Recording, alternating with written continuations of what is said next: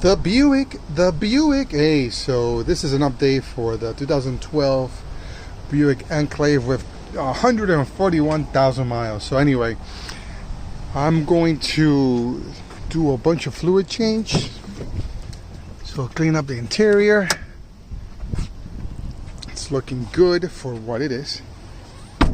And what we're going to do, we're definitely going to change the power steering fluid, the transmission fluid.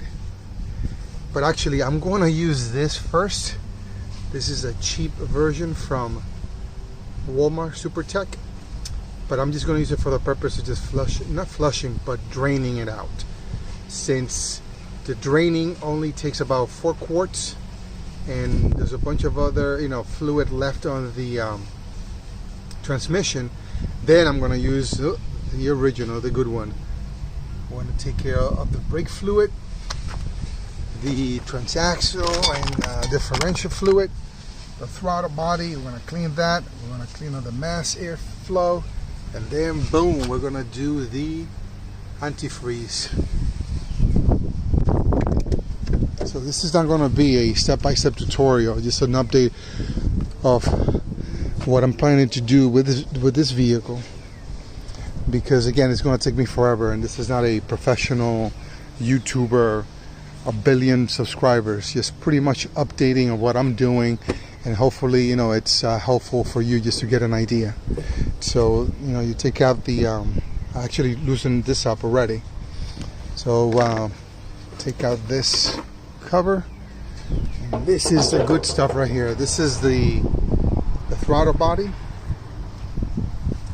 the mass air, the air sensors here, throttle body, mass air sensor, transmission fluid, it's right there, and this is the power steering, and you can see a picture of the steering wheel here.